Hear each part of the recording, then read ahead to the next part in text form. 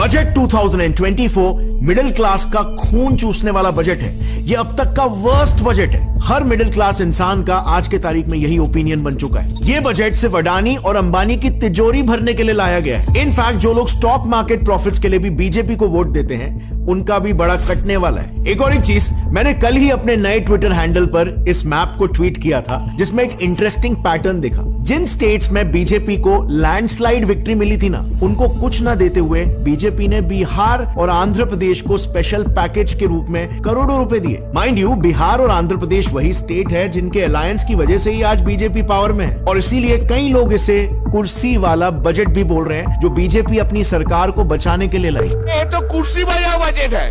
उनको कुर्सी बचाने के लिए जो पार्टी को लिए कुर्सी बचाते हैं, उनके लिए बजट है। और याद रहे, आज तक इंडिया के सिर्फ 2.2% लोग ही टैक्सेस भरते हैं, और ये मोस्टली वही मिडिल क्लास जनता है जो मेहनत से काम करती है, देश की तरक्की चाहती है, कभी कोई दंगे फसाद नहीं करते, और इसीलिए इनकी कोई नहीं सुनता। और इसीलिए आप आज ऐसे कई मीम्स देखोगे जो लोगों की सेंटिमेंट दर्शाते हैं कि हम मिडिल क्लास इसीलिए मेहनत कर रहे हैं ताकि बिहार के एक भ्रष्ट नेता हमारे पैसों से एक ब्रिज गिरा सके। लेकिन जरा एक मिनट, कुछ लोग यहाँ पर यह भी बोल रहे हैं कि यार ये बजट इतना भी बुरा नहीं है। If you look at it, ये पिछले बार जैसा ही है, लेकिन इस बार सोशल मीडिया पर बवाल इसीलिए मच चुका है क्योंकि ये ऑपोजिशन की साजिश है बीजेपी को गिराने की। नैरेटिव आ चुका है एंटी बीजेपी वाला, इसीलिए ये बजट इतना तेज लग रहा है लोगों को। ट्विटर पे ये anti government propaganda, anti government lobbies और एआई बॉट्स फैला रहे हैं। सो आखिर पूरी सच्चाई क्या है? क्या इंडियन गवर्नमेंट मिडिल क्लास को वाकई में लूट रही है, या फिर ये ऑपोजिशन की तरफ से महज एक प्रोपेगेंडा है? जब ऐसा कहा जा रहा है कि ये बजट मिडिल क्लास को इन्वेस्टमेंट से अमीर नहीं होने देना चाह रहा, तो इसका मतलब क्या है? Indian finance minister Nirmala Sitharaman ने 23 जुलाई को 11 बजे बजट अनाउंस किया, पर इसमें ऐसा क्या था जो इस पे इतने पोलराइजिंग ओपिनियंस आने लग गए? आज ये सब कुछ हम एकदम डिटेल में, लेकिन एकदम इजी भाषा में समझेंगे। बहुत सारे क्रिएटर्स ने बजट को लेकर वीडियोस बनाए, पर एक्चुअली में हमारे कॉन्स्टिट्यूशन में बजट नाम का ही कोई वर्ड नहीं है। Yes, as surprising as it may sound, constitution के आर्टिकल 112 में मेंशन एनुअल फाइनेंशियल स्टेटमेंट्स को हम बजट बोलते हैं कोलोक्वली। तो चलिए समझते हैं कि आखिर ये बजट होता क्या है और उसकी क्या सिग्निफिकेंस है। बेसिकली बजट, एकदम आसान भाषा में बोलूं तो ये गवर्नमेंट के एनुअल टोटल रेवेन्यू और एक्सपेंडिचर का कंपाइल्ड डेटा होता है। यानी कि गवर्नमेंट की इनकम कहां से और कैसे आएगी, और वो किन सेक्टर्स में और किस स्कीम्स के जरिए इसे खर्च करेंगे, इसका पूरा एक रिकॉर्ड होता है। अब गवर्नमेंट की इनकम की अगर बात करें तो वो वेरियस सेगमेंट से आती है, जिसे आप इस सिंपल से डायग्राम से समझ सकते हो। 19% सिटीजन यानी कि आपके और मेरे जैसे लोग इंडिया में इनकम टैक्स भरते हैं, तो ये एक इनकम है। 18% जीएसटी से आती है इनकम, जो जब हम कुछ खरीदते हैं वहां से कटता है ऑटोमेटिकली। और बाकी का इनकम वेरियस सोर्सेज से, जैसे कॉर्पोरेशन टैक्स हो गए, customs, union excise duty etcetera. और फिर अल्टीमेटली इसी रेवेन्यू को गवर्नमेंट अलग अलग सेक्टर्स में डिस्ट्रीब्यूट करती है, जैसे डिफेंस सेक्टर, एजुकेशन, हेल्थ और गवर्नमेंट की जो स्कीम्स एंड पॉलिसीज हो गई। आप यहां पर अपने ही घर का एग्जाम्पल ले सकते हो। फॉर एग्जाम्पल, आपके घर के सभी मेंबर्स की इनकम आपके घर का टोटल रेवेन्यू है, और वो किस किस जगह यूज होगी या फिर यूज होने वाली है, जैसे राशन में, हेल्थ केयर, भाई बहन की पढ़ाई में, मेडिकल एक्सपेंसेस, ये सब हो गया आपका टोटल एक्सपेंडिचर। बस यही सिंपल भाषा में बजट है। अब बात करते हैं बजट 2024 की, जिसका ओवरव्यू देखें तो गवर्नमेंट ने डिफेंस को सबसे हाईएस्ट बजट अलॉट किया है। एजुकेशन और इवन अनएम्प्लॉयमेंट की समस्या को भी स्पेशल अटेंशन मिली है। बट वहीं पर ऑलमोस्ट हर बजट की तरह हेल्थ केयर सेक्टर को पिछले बार से भी कम बजट मिला। अब आते हैं मेन बात पर।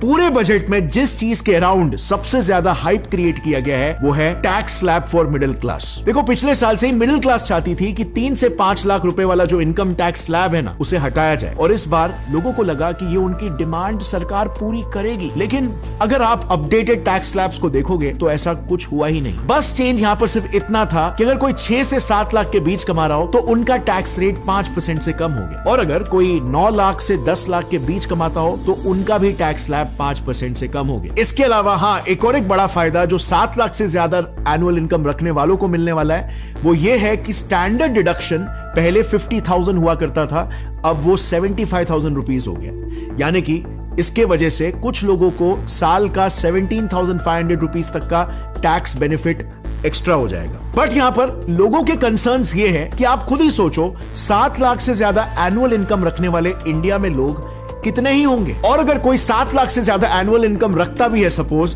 तो उसको साल का सिर्फ 17,500 का बेनिफिट मिलेगा, यानी कि महीने के ऑलमोस्ट सिर्फ 1,450 रुपीज, जो उसके लिए कोई बड़ा अमाउंट होगा ही नहीं। सो ओवरऑल इस पूरे बजट एनालिसिस से कई सारे एनालिस्ट को ऐसा लग रहा है कि गवर्नमेंट अब की बार ज्यादा से ज्यादा लोगों को टैक्स के स्लैब में इंक्लूड करना चाह रही है ताकि इंडिया का टैक्स बेस बढ़े। अगर इंडिया में आज के तारीख में 10 में से सिर्फ 2 लोग ही टैक्स भरा करते थे, तो अब गवर्नमेंट चाहती है कि 10 में से एटलीस्ट 6 लोग तो टैक्स स्लैब में आए और टैक्स पे करें। और ऐसा करने के पीछे ऑफ कोर्स एक कारण ये बिल्कुल है कि करंटली इंडिया में अगर आप देखोगे तो सिर्फ 2.2% लोग ही टैक्स पे करते हैं, लेकिन अगर फ्रांस, जर्मनी जैसे छोटे देशों में आप देखोगे तो ये रेशियो 61% से लेकर 78% तक जाता है। अब बात करते हैं बजट 2024 के दूसरे बड़े क्रिटिसिज्म की कि the budget is burdening stock market investors. So recent years में जो इंडियन स्टॉक मार्केट में काफी ज्यादा इन्वेस्टमेंट कर रहे थे, उनके लिए भी काइंड ऑफ एक बैड न्यूज हो सकती है, क्योंकि शॉर्ट टर्म कैपिटल गेन्स पर जहां पर पहले 15% टैक्स लगता था, अब उसको बढ़ाकर 20% कर दिया गया। इसके पीछे का रीजन गवर्नमेंट ने यह दिया कि शेयर मार्केट में शॉर्ट टर्म ट्रेडर्स रहने की वजह से वॉलेटिलिटी काफी ज्यादा बढ़ जाती है, और अगर टैक्स बढ़ा देंगे तो लोग जल्दी जल्दी में अपने पैसे मार्केट से विड्रॉ नहीं करेंगे और मार्केट स्टेबल रहेगा कंपैरेटिव। बट यहां पर गवर्नमेंट ने लॉन्ग टर्म इन्वेस्टर्स को भी नहीं छोड़ा। जो मार्केट में अपने पैसे काफी लंबे समय के लिए रखते थे, उन पर भी बर्डन आया। जहां पे पहले लॉन्ग टर्म कैपिटल गेन्स पर 10% टैक्स हुआ करता था, अब वो 12.5% कर दिया गया, which is a huge jump. और इसीलिए फाइनेंस मिनिस्टर निर्मला सीतारमन ने जैसे ही इस बात को अपने स्पीच में अनाउंस किया, उसके वजह से वहीं पर स्टॉक मार्केट सीधा क्रैश होने लग गया। अभी जो लॉन्ग टर्म कैपिटल गेन्स बढ़ा है ना, जो 12.5 हो गया है, ये अब प्रॉपर्टी गेन्स पर भी लागू होगा। इतना ही नहीं, एक मेजर डिसीजन जिससे बहुत से सिटीजन्स गवर्नमेंट से नाराज है, वो है removal of indexation benefits in real estate sector. अब ये इंडेक्सेशन को निकालना रियल एस्टेट मार्केट से वाकई में एक बहुत ही क्रिटिसाइज्ड मूव है, क्योंकि इसके इंप्लीकेशंस क्या होंगे आप समझने की कोशिश करो। सपोज आपने 2005 में 20 लाख की एक प्रॉपर्टी खरीदी और आज उसका वैल्यू 40 लाख हो गया, सो आपका नेट प्रॉफिट 20 लाख हुआ। अब ये नया बजट आने से पहले होता क्या था, 2005 से 2024 तक की इन्फ्लेशन को भी कंसिडर किया जाता था, उसे भी ध्यान में रखा जाता था। मतलब कि 2005 के 20 लाख की वैल्यू 2024 में एक डिफरेंट ही वैल्यू होगी, राइट? तो इन्फ्लेशन को भी कंसिडर करके मान लो 2005 के 20 लाख की वैल्यू आज के तारीख में 30 लाख के बराबर है। तो पहले क्या होता था, आपको 40 में से 30 लाख माइनस करके सिर्फ 10 लाख रुपए पर ही टैक्स भरना पड़ता था, क्योंकि बाकी इन्फ्लेशन को भी कंसिडर किया गया था। लेकिन अब उस इन्फ्लेशन को कंसिडर ही नहीं किया जाएगा, यानी कि आपके 2005 के 20 लाख की वैल्यू अभी 2024 में भी 20 लाख ही कंसिडर की जाएगी और आपको 20 लाख पर ही टैक्स देना होगा। इन शॉर्ट, पहले के केस में जैसे आपको 10 लाख पर टैक्स देना पड़ रहा था,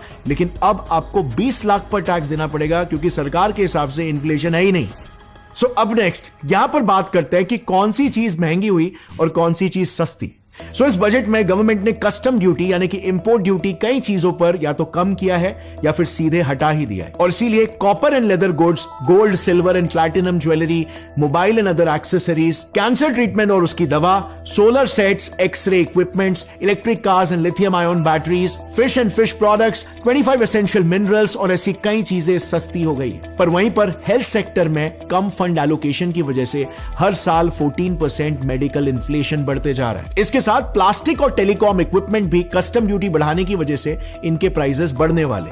ये मेरे हिसाब से प्लास्टिक को डिस्करेज करने के लिए किया गया है, जो कि एक अच्छा स्टेप है। अब अगला सेगमेंट है जॉब सीकर्स का। अगर इंडियन इकोनॉमी को अपने टोटल वर्कफोर्स को जॉब देना है, तो उनको 2030 तक 7.85 मिलियन जॉब्स को क्रिएट करना होगा। इसी टारगेट को पूरा करने के लिए इस बजट में कई employment linked incentive schemes introduce किए गए। जैसे पहली स्कीम है, हायर एजुकेशन के लिए 10 लाख रुपए का लोन दिया जाएगा। सो नॉर्मली पहले कैसे होता था, एक बंदे को एजुकेशन लोन लेने के लिए कोई चीज को कोलैटरल यानी कि गिरवी रखना पड़ता था, बट अब with the new budget government उनको बिना किसी कोलैटरल के लोन दे देगी और रीपेमेंट पर उनको 3% का सबवेंशन भी मिलेगा, यानी कि उस लोन का 3% गवर्नमेंट खुद ही रीपे कर देगी। दूसरी स्कीम है पावरिंग स्किल डेवलपमेंट इनिशिएटिव्स। इसमें सरकार 50 लाख यूथ को इंटर्नशिप्स प्रोवाइड करेगी और उनको 5,000 रुपए का स्टाइपेंड भी देगी। इस स्कीम के तहत टॉप 500 इंडियन कंपनीज में इन बच्चों को इंटर्नशिप मिलेगा और जो कंपनी स्टाइपेंड्स देंगी, इसके बदले में सरकार उन्हें यह बेनिफिट देगी कि वो स्टाइपेंड अमाउंट को एज अ CSR यानी कि कॉर्पोरेट सोशल रिस्पॉन्सिबिलिटी एक्टिविटी में इंक्लूड कर सकते हैं। इसके अलावा सरकार 2,10,000 फ्रेशर यूथ को 3 इंस्टॉलमेंट्स में 15,000 रुपए भी देगी। अब बात करते हैं बिजनेस सेक्टर की। बिजनेस सेक्टर को इस बजट में क्या मिला है और क्या गवाया है उन्होंने। तो मोटा मोटा इस 2024 के बजट में गवर्नमेंट ने स्टार्टअप्स पर काफी फोकस किया, जहां उन्होंने 2012 में जो एंजल टैक्स इंट्रोड्यूस किया था उसे एबॉलिश कर दिया। मतलब कि अब स्टार्टअप्स को उनकी फंडिंग राउंड की इन्वेस्टमेंट पर कोई भी टैक्स नहीं देना होगा। अब इसका मतलब क्या है, इसे शार्क टैंक के एक एग्जांपल से समझाता हूं। अगर एक स्टार्टअप को शार्क टैंक के किसी जज ने 1 करोड़ रुपए दिए एज एन इन्वेस्टमेंट, आज से पहले स्टार्टअप को उस 1 करोड़ पर 30% एंजल टैक्स देना पड़ता था। बेसिकली उस स्टार्टअप को सिर्फ 70 लाख रुपए ही मिलते थे। लेकिन गवर्नमेंट के इस डिसीजन के बाद वो स्टार्टअप को अब पूरे के पूरे 1 करोड़ रुपए मिलेंगे, जो वो अपने बिजनेस की ग्रोथ में लगा सकते हैं। इससे बिजनेस इकोनॉमी और बिजनेस इकोसिस्टम तेजी से ग्रो करने लगेगा। इसके अलावा इस बजट में मुद्रा लोन्स जो एमएसएमईज को मिलते थे, उनकी लिमिट को भी 10 लाख से बढ़ाकर 20 लाख रुपए कर दी गई है। इतना ही नहीं, बजट में फॉरेन कंपनीज पर भी लगने वाला कॉर्पोरेट टैक्स 40% से कम करके 35% कर दिया गया है, जिसके थ्रू गवर्नमेंट फॉरेन कंपनीज को भी इंडिया में इन्वेस्ट करने के लिए अट्रैक्ट कर रही है, जिससे इंडिया की एफडीआई बढ़ेगी। सो अब फाइनली आते हैं इस बजट के सबसे कंट्रोवर्शियल पॉलिसी पर। आंध्र प्रदेश और बिहार के लिए स्पेशल ट्रीटमेंट आखिर क्यों भाई? इस बजट में आंध्र प्रदेश को 15,000 करोड़ एलोकेट किए गए और इसके पीछे गवर्नमेंट का रीजन यह है कि जब आंध्र प्रदेश से तेलंगाना अलग हुआ था तो आंध्र प्रदेश की कैपिटल सिटी हैदराबाद भी तेलंगाना के साथ चली गई थी और इसीलिए ये पैसे उनके नए कैपिटल सिटी अमरावती को डेवलप करने के लिए खर्च किए जाएंगे। और बिहार की अगर बात करें तो उसमें गवर्नमेंट का यह कहना है कि उनको 26,000 crore expressways, medical college, sports infra और नालंदा के डेवलपमेंट के लिए दिए गए। अब इस स्पेशल पैकेज को लेकर भी ना देखो, इंडिया में 2 पर्सपेक्टिव्स है। एक जो इंडिया वाइड काफी पॉपुलर हो गया है, यही कि बीजेपी गवर्नमेंट ने अपनी सरकार बचाने के लिए इन पैकेजेस को एज अ फेवर इन स्टेट्स को दिया, और दूसरा पर्सपेक्टिव ये है जो गवर्नमेंट कह रही है कि इन दोनों स्टेट्स ने यूनियन गवर्नमेंट के सामने 2 ऑप्शंस रखे थे। एक, या तो हमें स्पेशल पैकेज दो या फिर हमें स्पेशल स्टेटस दे दो। अगर स्पेशल स्टेटस देते हैं तो हर साल इन स्टेट्स को ज्यादा पैसे देने पड़ते, पर यह स्पेशल पैकेज एक वन टाइम पेमेंट था। अब अगर इस नजरिए से देखें और बीजेपी के पास अगर ये 2 ऑप्शंस थे, ये कंसीडर किया जाए, तो उस हिसाब से तो ये डिसीजन बेटर डिसीजन था। अब ऑफ कोर्स फ्रेंड्स, ये एनालिसिस जो हमें दिख रहा है, जो पर्सपेक्टिव्स हमें दिख रहे हैं, उसके बेसिस पे हम बता सकते हैं, बट पॉलिटिक्स में अक्सर बहुत सारी चीजें दिखती नहीं है, पीठ पीछे भी होती है। तो आपको क्या लगता है, ये जो स्पेशल ट्रीटमेंट जो मिला इन स्टेट्स को, इसके पीछे जो रीजन गवर्नमेंट बता रही है वही रीजन है या फिर मामला यहां पर कुछ और है? अपने ओपिनियन को नीचे कमेंट्स में लिखना। I would love to know your perspective as well. मेरा पर्सनल ओपिनियन इस बजट को लेकर यह है कि यस, मिडिल क्लास को और इन्वेस्टर्स को थोड़ा सा डिस्करेज जरूर किया गया है। रियल एस्टेट इन्वेस्टर्स को स्पेशली इंडेक्सेशन लाने के बाद काफी डिस्करेज किया गया है, बट दूसरे पर्सपेक्टिव से देखा जाए तो ये सही भी है, बिकॉज इंडिया में क्या होता है, कुछ मालदार लोग सारी की सारी प्रॉपर्टी लेके बैठ जाते हैं और इंडिया में पॉपुलेशन बहुत बढ़ रही है लेकिन प्रॉपर्टी तो लिमिटेड है। तो इस होर्डिंग ऑफ प्रॉपर्टी को रोकने के लिए शायद से हो सकता है ये स्टेप लिया गया हो, बिकॉज मुंबई जैसे सिटीज में आप देखोगे प्रॉपर्टी की रेट लिटरली आसमान छू रही है, और मेट्रोपॉलिटन सिटीज में, इवन सबर्ब्स में भी प्रॉपर्टी लेने के लिए आपकी इनकम लाइक सालाना की कम से कम 20-25 लाख मिनिमम होनी चाहिए। और इसी बजट को देखते हुए हमने भी अनअपोलोजेटिकली ये साबित कर दिया है कि हमारा साथ हमेशा सिर्फ और सिर्फ फ्रीबी पॉलिटिक्स के साथ ही होने वाला है। एक तरफ तो हम ये कह रहे हैं कि टैक्स बढ़ रहा है, टैक्स बढ़ रहा है, टैक्स बढ़ रहा है, और दूसरी तरफ हम ही free bus rides, free caste reservation, free electricity, Ladli Behna जैसे इनिशिएटिव्स को डेवलपमेंट, इंफ्रास्ट्रक्चर, एजुकेशन और करप्शन फ्री भारत से ऊपर चुन रहे। अब ऑफ कोर्स इस दुनिया में कोई भी चीज फ्री में नहीं मिलती। There are no free lunches. पैसे कहीं से तो आने ही है, बढ़ाओ टैक्स। और इसीलिए आज के तारीख में यह स्लोगन बहुत ही मस्त फेमस हो रहा है, गरीबों को मिली सब्सिडी, अमीरों को मिला रिबेट, और मिडिल क्लास बस देखते रह गए टीवी डिबेट। हर पॉलिटिकल पार्टी को हमेशा गरीबों को खुश करना होता है क्योंकि ज्यादा संख्या में वोट्स मिलेंगे, और उन्हें अमीरों को भी खुश करना होता है क्योंकि अमीर के बेसिस पर ही तो वोट मिलते हैं, वही तो डेवलपमेंट करवा रहे अमीर लोग, और हमेशा बीच में फंस के रह जाता है मिडिल क्लास। उनकी कोई नहीं सुनता, उनकी कोई परवाह नहीं करता, और इसी एग्जैक्ट चीज को बदलना चाहिए। मिडिल क्लास ही कब तक ये बर्डन को झेलता रहेगा और पॉलिटिक्स की इस लड़ाई में हमेशा पिसता रहेगा। With that said, thanks for watching this video friends. इस वीडियो को हो सके तो अपने फ्रेंड्स और फैमिली मेंबर्स के साथ शेयर करना, and see you next time. Take care. जय हिंद।